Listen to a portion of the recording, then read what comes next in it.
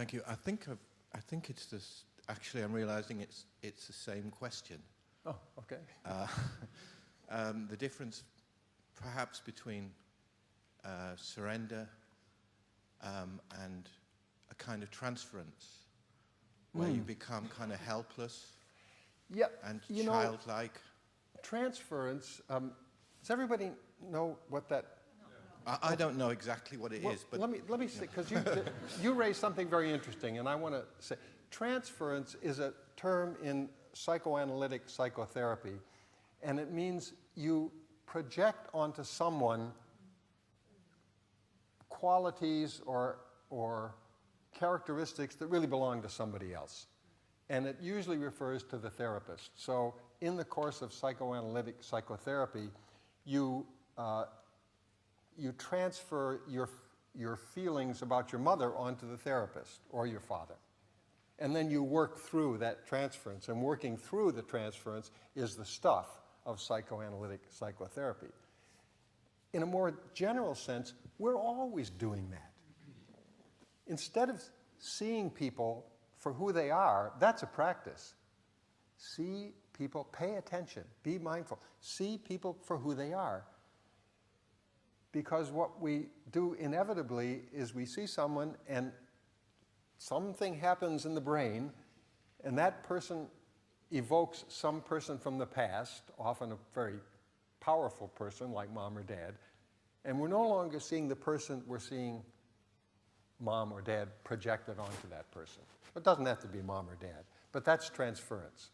Okay, so your question? Well, that's kind of answered my question. Well, let me say more about transference in terms of, also, this is important, there's positive and negative transference. It doesn't mean good and bad. It means, if this fellow is my therapist here, and I'm coming into therapy and I'm thinking, gosh, he's a wonderful guy. He's so kind and understanding and so on. You know, that's positive transference. 2 weeks later, I'm coming in thinking, this son of a bitch. He's a mean bastard. That's negative transference. You know. Well, the therapist's job is to hold both without reacting and to help the person understand that it's not me, it's you're having this transference with. So I think positive transference with one's teacher is important. Of course, I know that nobody here has any positive transference with Genpo Roshi. You're seeing him exactly as he is. Right. I think it's important. I think, you know, when I sat down with Suzuki Roshi, I don't know what the transference was, but I'm sure it was there. And it was a very good thing. And if you stay with a teacher very long, you're going to have negative transference too. Of course, I know those of you who've been with Genpo for a long time have never had any negative transference. It's bound to happen. But it's okay. And the positive transference is what hooks you into a teacher in the first place.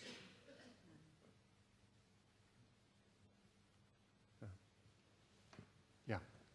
Roshi. Well, let's get a mic so other people can hear you. I can hear you, but. Roshi, I have a question for you. On the one hand, as a psychotherapist, on the other hand, as a Zen Buddhist. Okay. The first day you mentioned the difference between the West and the East, psychotherapy, where the self.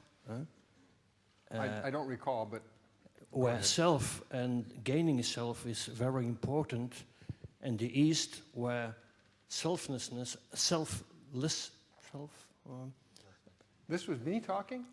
Yeah, you mentioned it a bit huh? In psychotherapy, but what do you think about the synthesis of the two? Am I clear?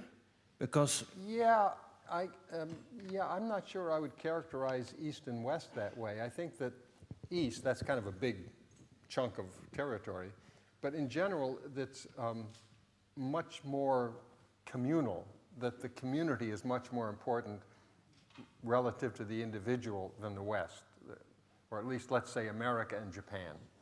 You know, in Japan, community is more important than the individual. In America, individual more important than community. But I think it still comes down to the same issue of somehow within your community creating a workable self.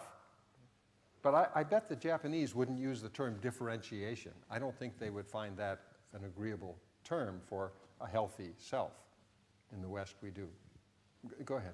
Yeah. Me, I'm a psychotherapist also. Yeah. And I feel some difficulties now doing therapy because, on the other hand, I have to nourish the self of the person who's coming and get to help. Absolutely. On the other hand, as a Buddhist, I would help him to let go of the self. No contradiction. No contradiction at all. They're both important. Somebody wrote, a psychiatrist named Jack Engler wrote an essay entitled, "You Have to Be Somebody Before You Can Be Nobody." And another fellow who wrote, John Wellwood, in a book, good book called Toward a Psychology of Awakening, he talks about spiritual bypassing. And what he's essentially talking about is people that have genuine spiritual insight and maybe even the capacity to share it and teach it, but they haven't taken care of the self part. They're not well differentiated people. And they can cause a great deal of pain among their students and for themselves. So and that's what I like about Big Mind, among other things, that there's a lot of attention given to the dualistic self. It's not ignored. When I started practicing Buddhism, Zen Buddhism, the attitude was pretty much psychotherapy is a waste of time. Just get on your black cushion, forget yourself, and wake up. And I think that's changed over the years. I gave a talk at Upaya a while ago entitled Another Turning of the Wheel, and it was really inspired by a talk that Maurice gave last year here. I don't know if any of you recall, but he gave a wonderful talk here after his Dharma transmission.